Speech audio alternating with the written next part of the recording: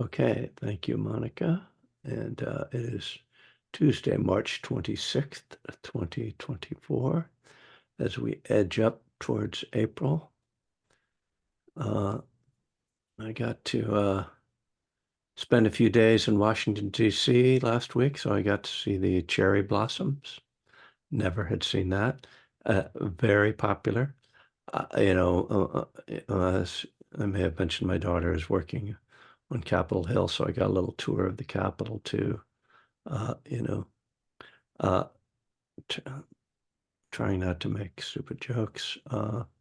But it's striking just to see, here we are, like, America 2024, and like the idea of patriotism doesn't really seem like it's very in vogue. But, when you see people in Washington, like touring the Capitol and walking down the mall and tens of thousands of people, like, there's hundreds of thousands of people coming this time of year.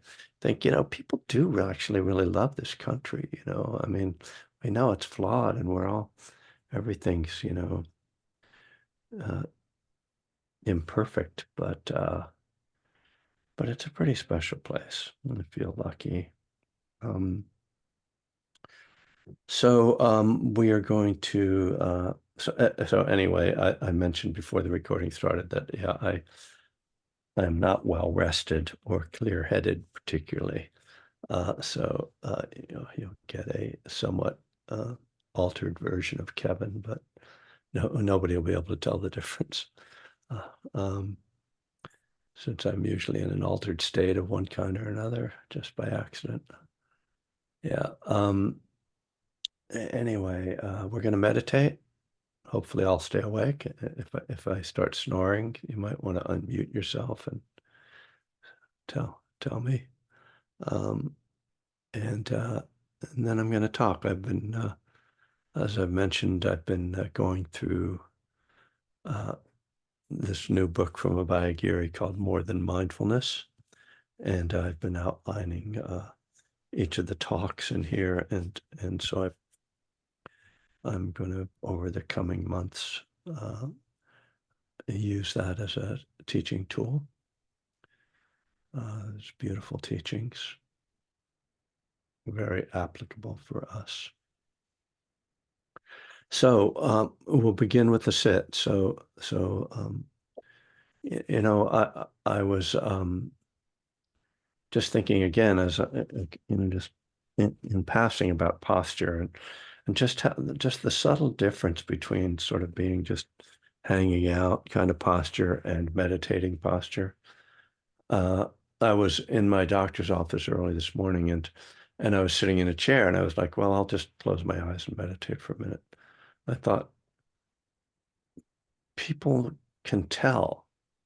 If you see people in a public place, you can tell if they are meditating or if they are just resting or sleeping. And you can tell because of their posture, right? So just to use that element of the practice to, support your awareness. It's just really striking how just the subtle difference between sitting upright and not sitting upright affects the mind state. So using that for your own benefit.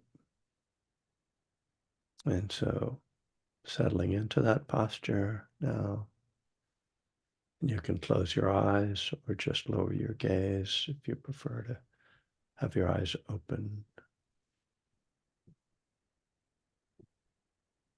And just letting the body come into stillness.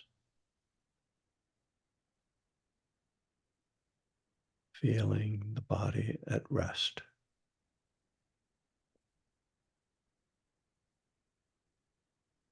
Letting the body soften.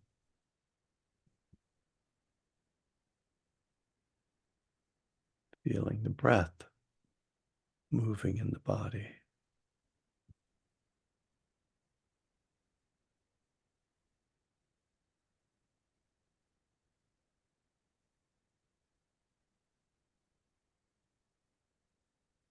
You might take some time to actually scan through the body and release any points of tension.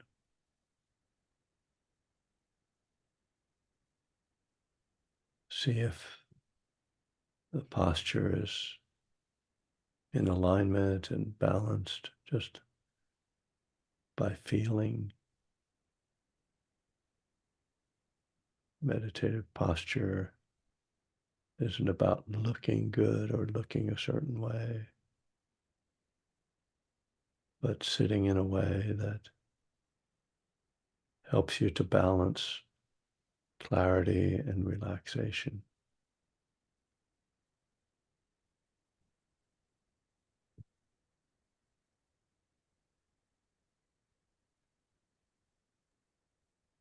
The relaxation of meditation is different from that of rest or sleep. It's quite a remarkable and deep calm that's nonetheless alert.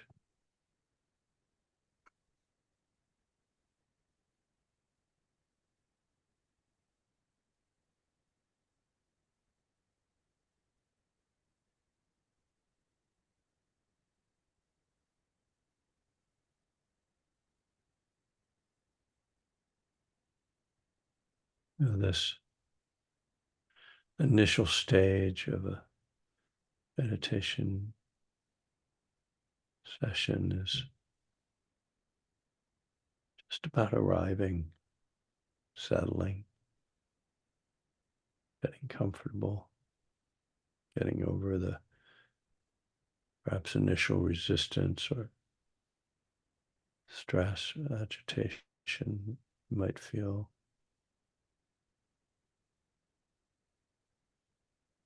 And that itself can be an obstruction to meditating. We sit down and maybe at first we don't really feel comfortable, not just physically, but sort of an inner discomfort. Don't really want to stop moving and being active. And underneath that is not wanting to feel what we're feeling. In the first few minutes, I think, of many meditation periods is just being okay with that discomfort and being patient with it, not struggling, worrying about it, understanding that the stillness and efforts to be aware will naturally help that resistance to subside. There is comfort on the other side of that.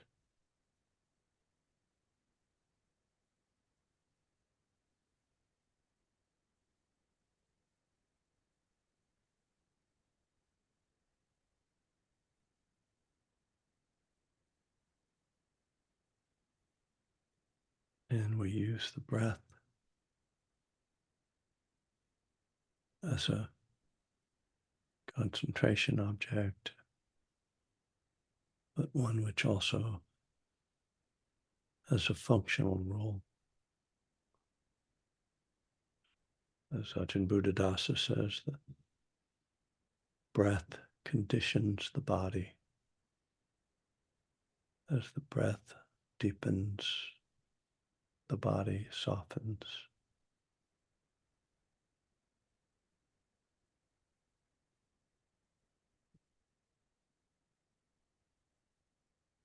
So the breath is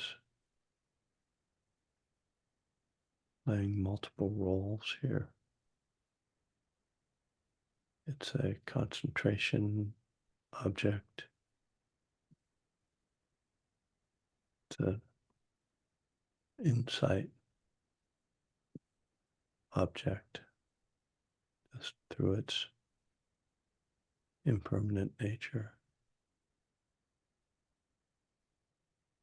It functions to help us to relax and settle,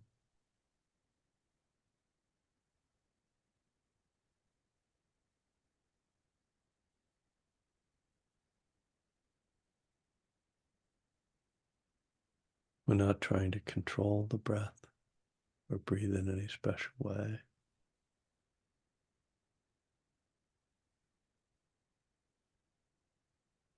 But naturally enough, as we pay attention to the breath, it changes, just as anything we pay attention to changes, or at least our perception of it changes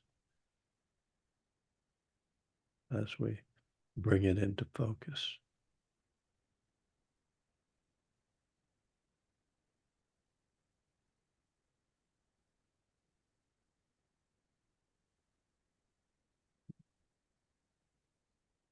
Sometimes as you're learning this practice, initially there can be a self-consciousness about the breath. It can feel awkward. Might feel like we can't get a full breath, or that we're breathing rapidly,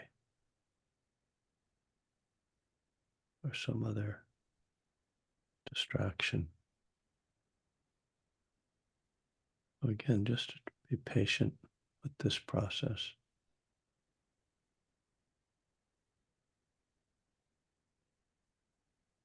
It is a natural process, but at first it can feel unnatural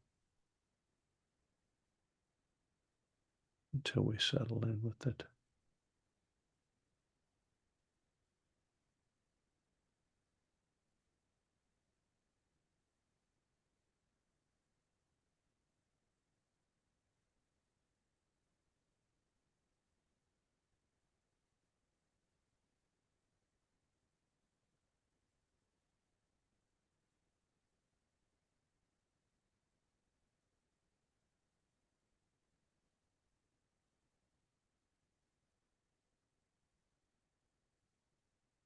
Commonly, what people perceive as the biggest challenge in meditation is thinking.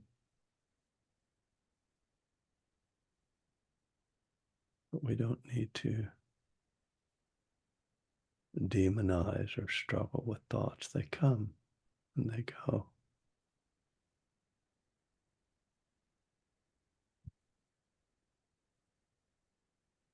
You're lost in thoughts when you realize that. Acknowledge it and gently come back.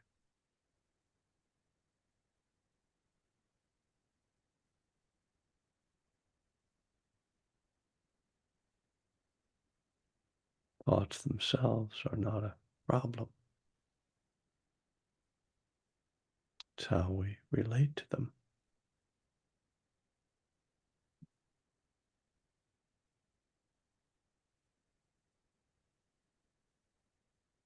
We get attached to thoughts. We resist thoughts. Try to control thoughts. None of these strategies are helpful, at least in meditation.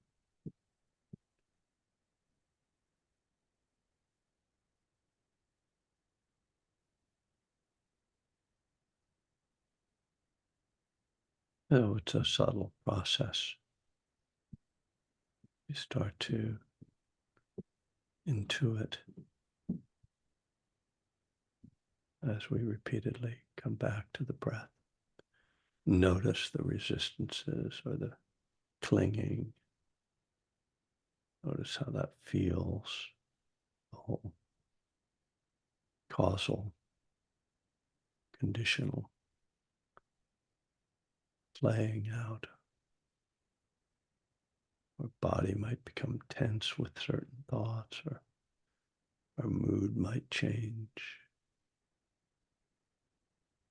Start to see that there's this whole process involved in thoughts and feelings, body.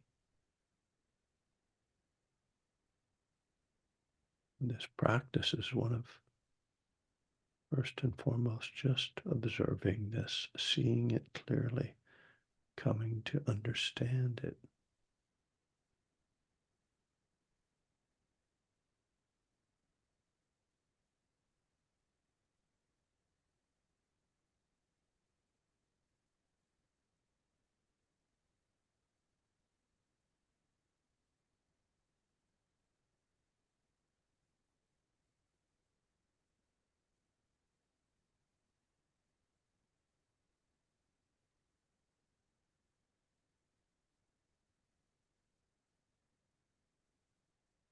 understanding this process means understanding the Dharma. And thus it is a long-term exploration, study for each of us. We don't have to solve it in one period of meditation. Rather, persist, continue to show up, and trust.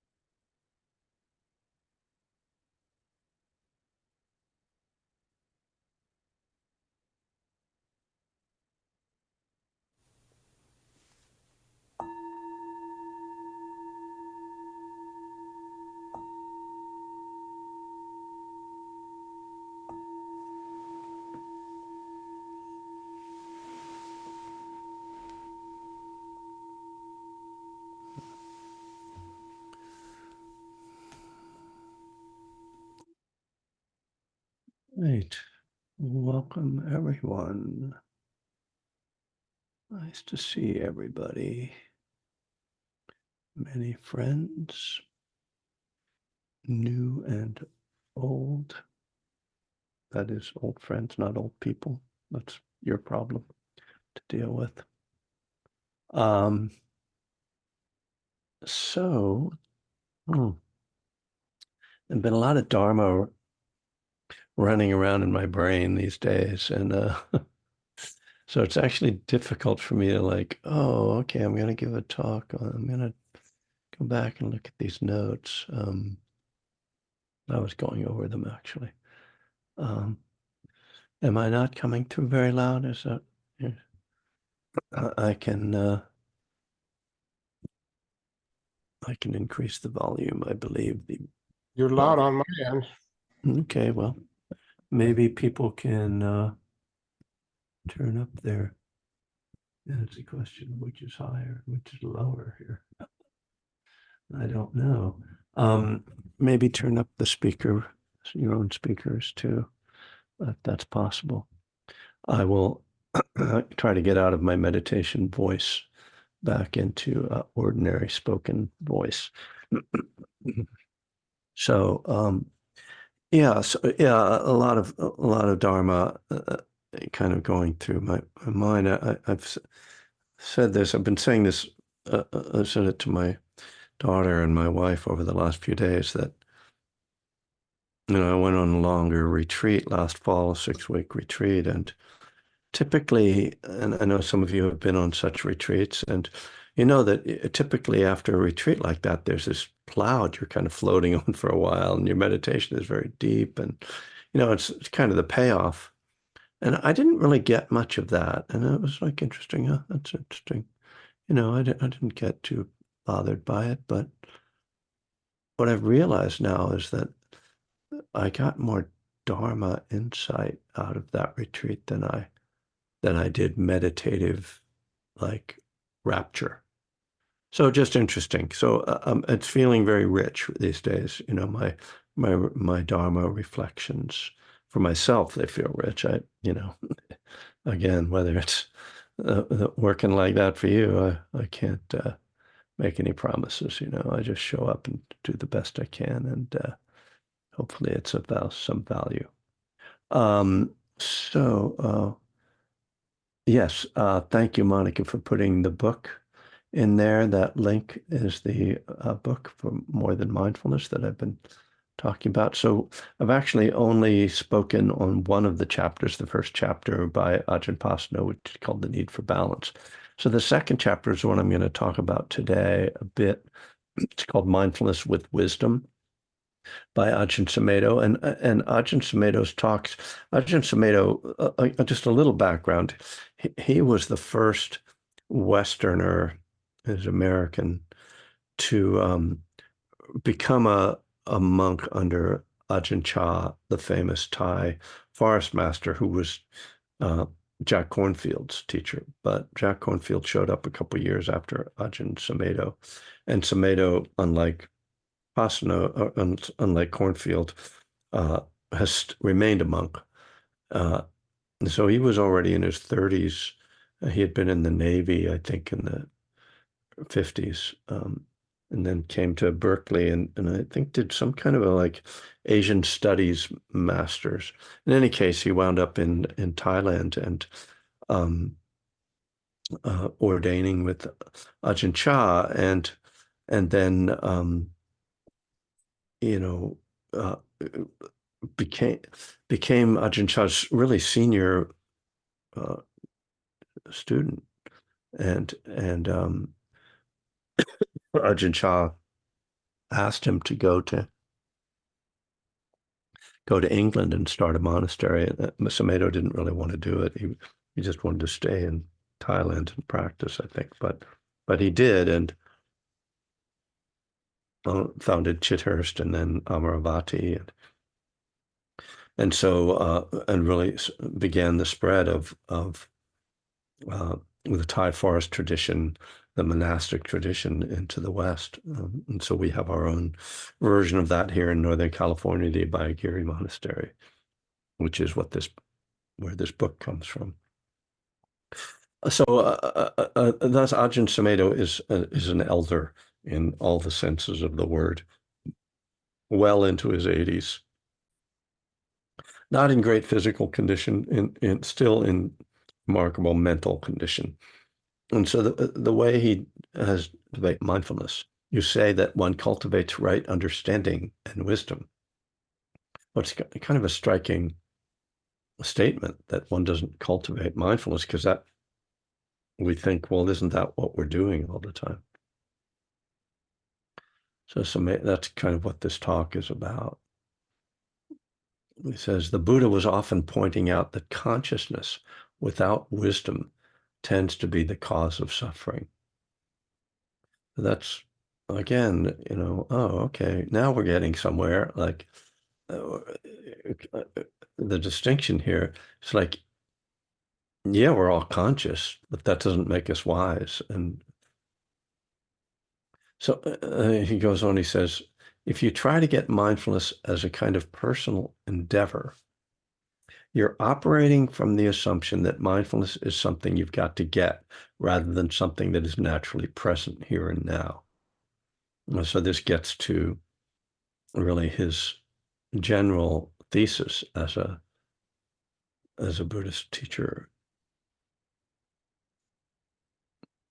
He says he points out that to be a functional human being, and here he says, unless they are drunk or drugged, you have to be aware, but that doesn't mean there is any wisdom. So, that's certainly lands for us. Unless you're drunk or drugged, you have to be aware.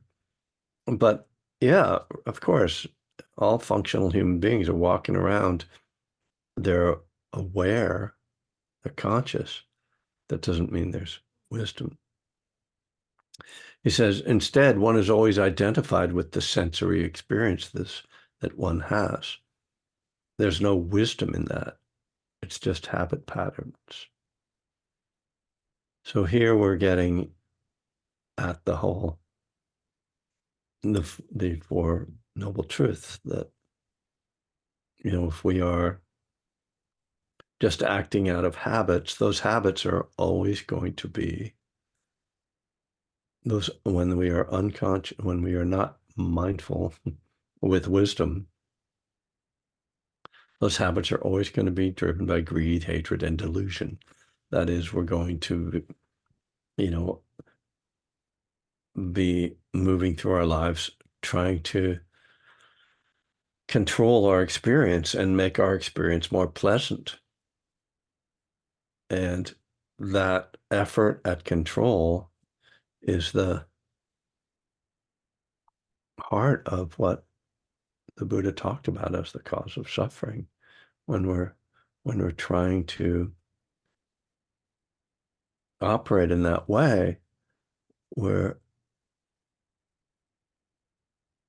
we're struggling with we're in this constant tension with reality. And that's the human condition, the unconscious human condition of trying to manipulate reality to our own benefit, whether it's to our own pleasure or for our own power or uh, to free ourselves from something unpleasant. All right, let me go on. I want to check back and look at some faces here. It's very because I'm working with notes on my computer, and that's very strange. I don't really like doing it. Um, but so here he takes a bit of a turn. He connects what he's talking about with what are called the three fetters, the first three fetters. So little sidebar here.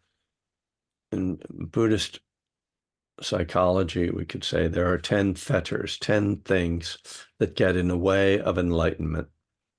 And in order to become enlightened, we need to abandon, let go of, or transform these fetters.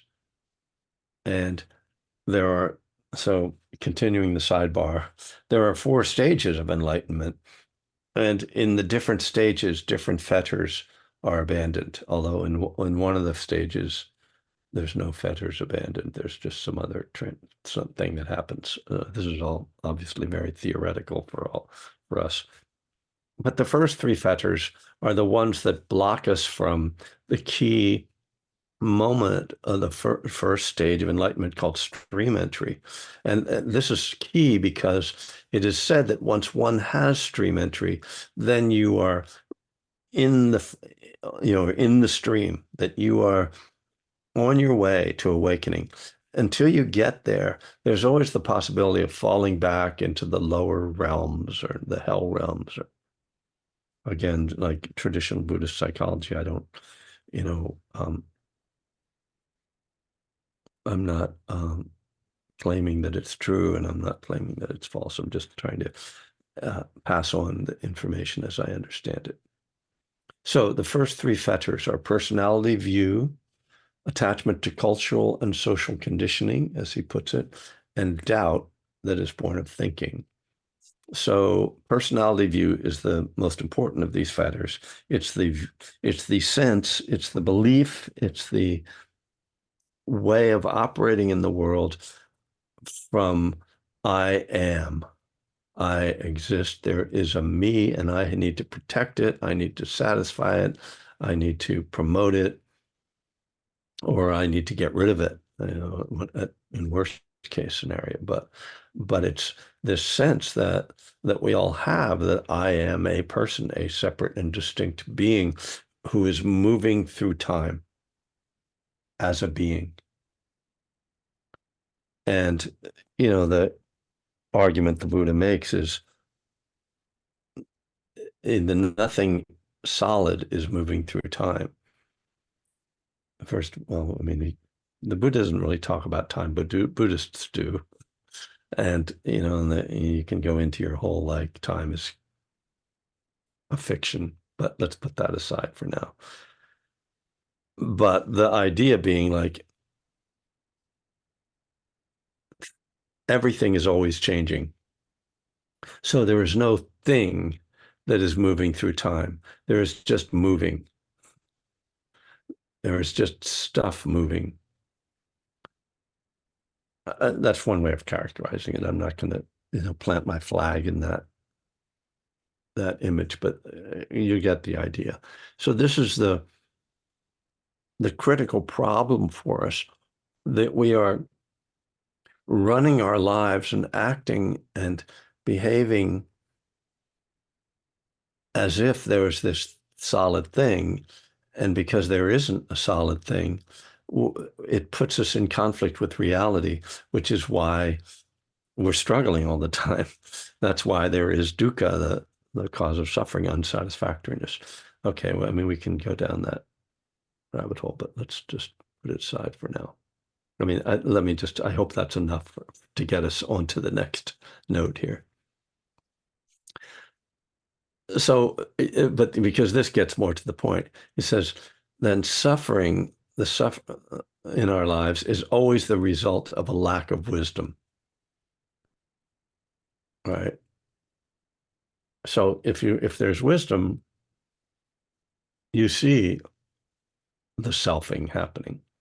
And he says, right mindfulness, which is the element, the factor of the Eightfold Path, right mindfulness comes from wisdom.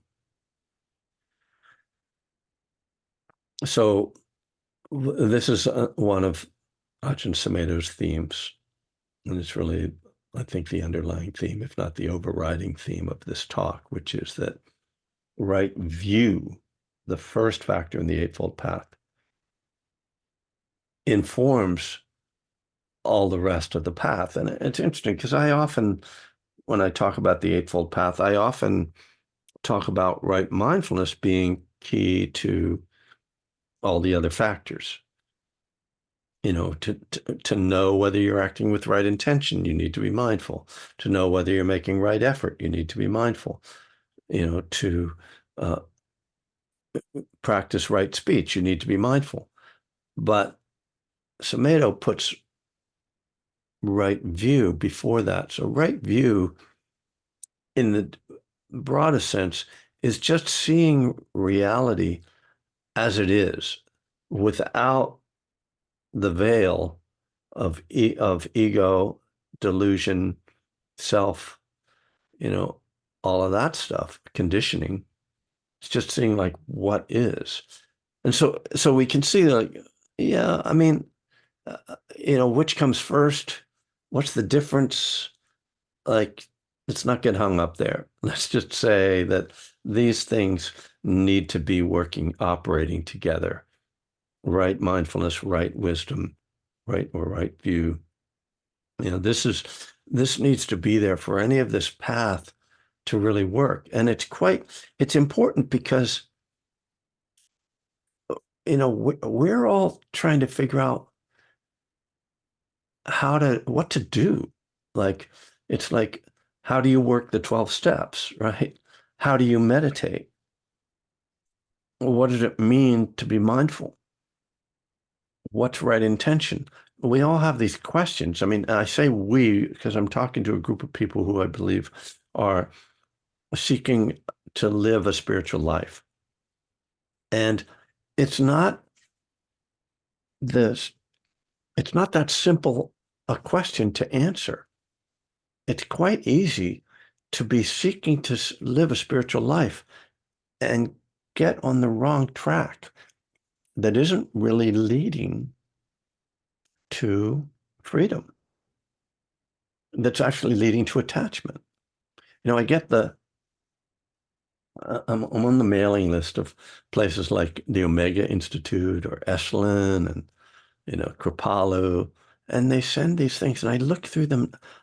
First of all, my question is like, who the hell goes to these things? Like this, like past life tarot reading crystal weekend. Like what? Like why? And then these people who apparently like make their living like doing those things. But my point is that what I see in many, many of these kind of things, and it's the same happens in Buddhism too, is a lot of attachment. There's a lot of clinging. There's a lot of like trying to get the thing that's gonna fix me, you know, grasping. So it's you know, uh, we come to a spiritual life which is founded in the principle of letting go. I mean, this is like the key principle of Buddhism to me. It's like letting go of self, letting go of craving, letting go of attachment, letting go of harm, letting go of views, letting go of condition, all of that. We come to that and we get attached, right? First thing we do, we get attached, right? Because we bring our conventional selves into this realm, which is a realm that asks us to abandon our conventional selves. And that's not easy. You don't just like do that on the first try. So there you have it. Back to my notes. He says, Ajahn Sumedho says that when you have wisdom, you see all your six sense experiences and their objects. That is, I'm seeing things, and there's the thing. There's the thing, and there's the seeing. Sense experience and the objects as, quote, conditioned phenomena that are constantly changing. Grasping and identifying with these conditioned phenomena is the cause of suffering. Hello. I'm glad he and I agree. So, mm, I mean, it really, one of my favorite lines from the 12-step literature is what an order, I can't go through with it. Because it so often lands when you hear like a teaching, oh, okay, so what I'm supposed to do is like be aware of all my senses. There's like six of them operating all the time and and not get attached to any of the experiences I have through them. Okay. Oh shit, I'm attached. Oh, let go. No, oh, got attached over there. I mean, okay, let's go easy on ourselves. We're not, it's progress, not perfection. But a great reference point right? I mean, it, so one of the ways of characterizing spiritual awakening is that in Buddhism is that it happens through potentially through three different doorways. Through the doorway of insight into impermanence, insight into suffering and its cause and its end, and insight into not self. Now, insight into any one of these opens insight into the other two. So they're not unrelated. But my encounters with Buddhism suggest that many Buddhists view insight into impermanence, at least particularly in the Theravadan and like uh, Vipassana world, insight into impermanence as being the key doorway for many teachers and for many people. That just seems to be the thing that many teachers were talking about. For me, insight into into suffering has always been my doorway. And, as an alcoholic, it kind of makes sense, right? Because alcoholism, first and foremost, is a form of suffering that's caused by clinging and ends with letting go, which is the Four Noble Truth, which is the truth of that's about suffering and the end of suffering. So I want to go back to what I just read. Um, he says that when you have wisdom, you see all your sense experiences and their objects as conditioned phenomena that are constantly changing. So he's focusing on impermanence, right? But then the next thing he says is grasping and identifying with these conditioned phenomena is the cause of suffering. So there's a logic here, right? If things are changing all the time and you're trying to hold on to them, you're going to be frustrated. That's going to experience dukkha because you can't hold on to things that are constantly changing. But again, it's just a question of like, how do you get into that? What's the thing? Do you sit there and just notice like change, change, change, change, change, everything's changing, changing. I'm breathing, I'm letting go. Great. Obviously that works for some people. For me, I'm sitting here going, ooh, this hurts. I need to let go. Oh, that's better.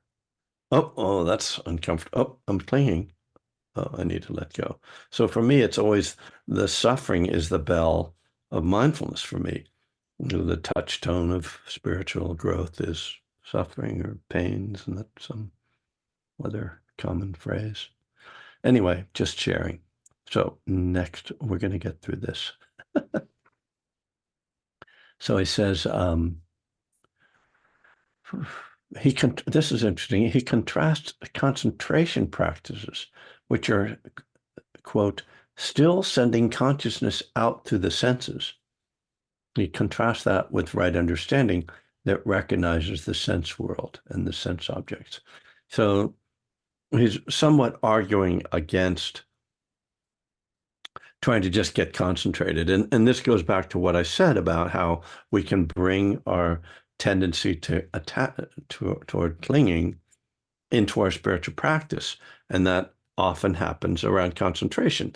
And, who among us hasn't gotten attached to a pleasant state of concentration? If you haven't, it's just because you haven't gotten there yet. So keep going and you'll experience it. And it'll be nice. And it's not a bad thing. It's a great thing. But it's not the end game. It's not the end point we're striving for. So we have to we try, kind of see that just like getting the mind really still, that's not the point of this.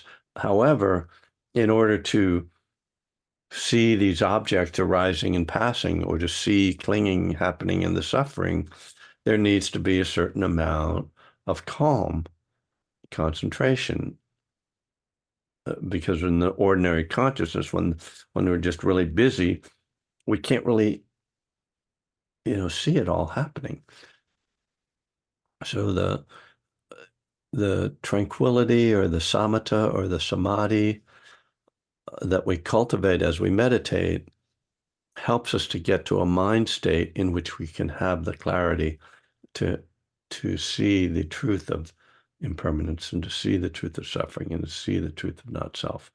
But it's not the point of it. And that's I I'm particularly focusing on this for a moment because I've I've realized that that was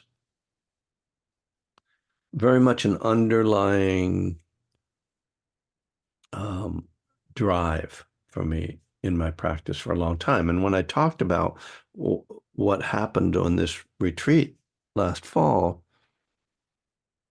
as not being so much about concentration, it is partly because I finally, as after multiple decades of doing this practice, kind of let go of the grasping after concentration. It's interesting to see, just to see where concentration lands on the Eightfold, I mean, sorry, in the seven factors of enlightenment. Just another little sidebar here. So the seven factors of enlightenment, they aren't necessarily, I don't know that we can think of them as linear, or that they should be thought of as linear, but they can be viewed somewhat as linear, and that they start with mindfulness, and then there's investigation, energy, rapture. Shoop, shoop, shoop. Okay. And tranquility. So now it starts to get quiet. And then concentration is 6. And then 7 is equanimity. So equanimity is a really key idea. It's a state of non-grasping, it's a state of balance. It's a state of not being disturbed by the sense objects that you encounter, not moving toward or away from any experience. So there's something I got to on that retreat where I was saying, I get concentrated and I through on many retreats I've kind of gotten concentrated and thought, okay, great, I'll just hang out here. And I realized like, no, I need to keep going and kind of, if there's any way I have any control over this process, moving toward equanimity, because that's really more the end stage.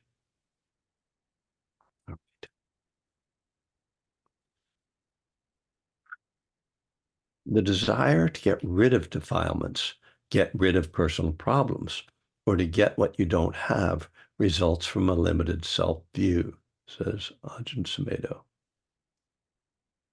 The idea that you are a, quote, body, a person, a personality, all of that is this limited self-view. He says the whole point of anatta, the characteristic of not self, is to see through this personality view. So this is something that I feel like I had got a little clarity, something I was read and opened it up a bit for me. Because I hear, particularly in the Thai forest tradition, who are many of the teachers that I follow these days, talking about becoming aware when self is arising.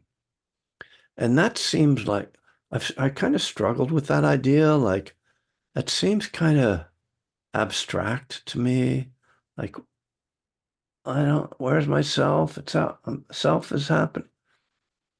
But there was something I saw recently, or no, it was actually something someone said to me that clicked, which is that when desire is arising, when aversion is arising, that's self. That's just self. And when that's not happening, then self isn't arising. That is, if self doesn't, if there is no actual self, all we're talking about is how we're relating to our experience. We think of ourselves as having a self. Uh, but that's not the real problem. because you can kind of think your way out of that if you practice enough and like study the Dharma. You can kind of see, oh yeah, it's a construction. The problem is it feels like there's a self.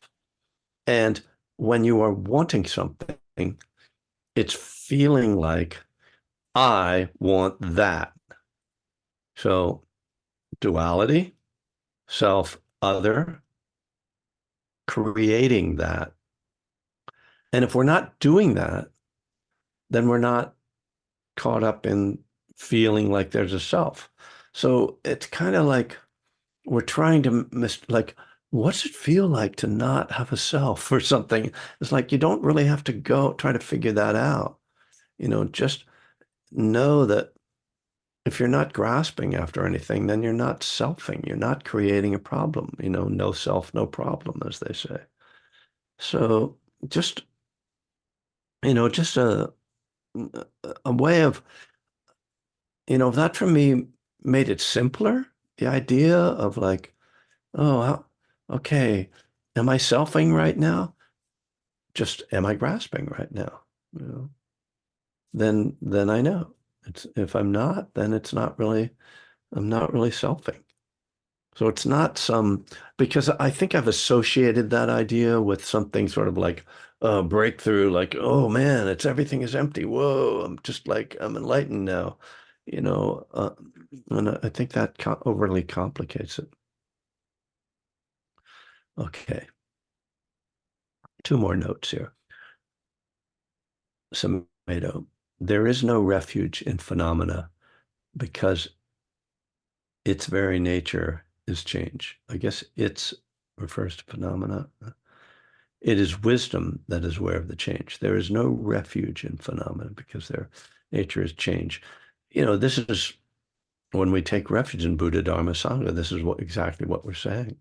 There's nothing out there that I can really trust that's going to solve life for me, that's going to solve suffering for me.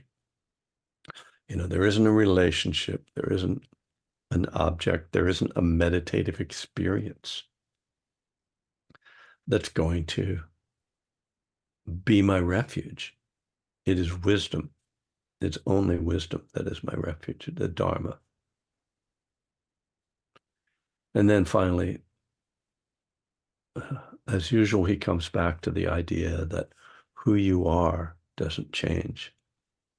He says, but when we see our true nature is awareness, there is conscious awareness of their senses and their objects.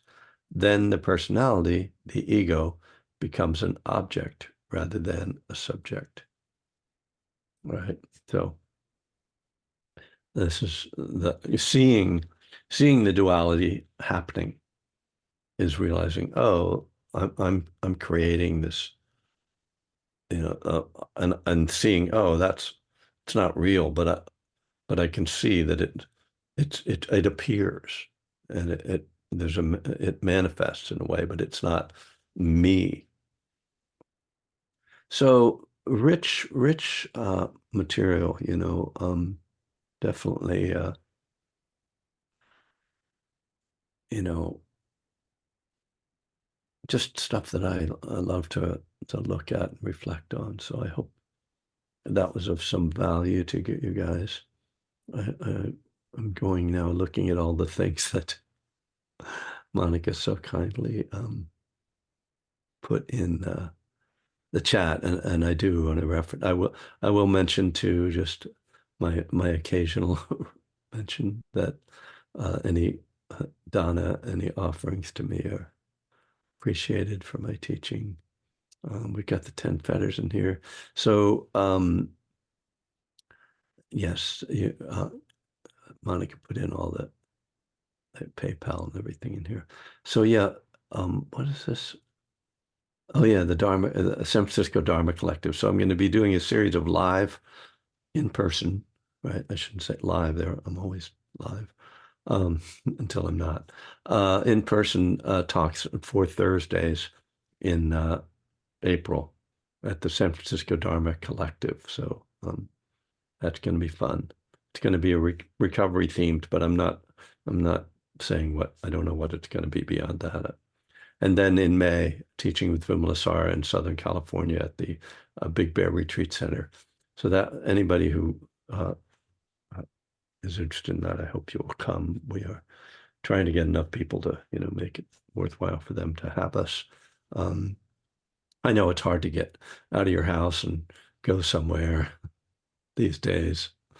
I actually had a conversation with one of the staff at Spirit Rock, and they're doing very poorly financially, apparently, because like people just aren't coming to things, and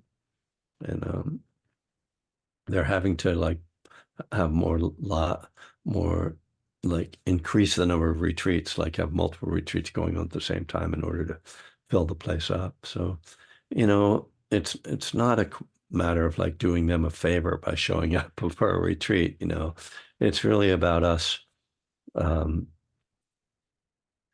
taking care of ourselves and the pandemic was helpful in certain ways in that it allowed things like Zoom to, have people from many geographic areas meet together.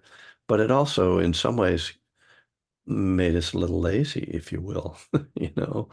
And my daughter, who I mentioned I was visiting her last week in DC, and you know, her she was working in a job for a couple of years where a lot of the time it was remote, but she got a job on Capitol Hill last September, I think, and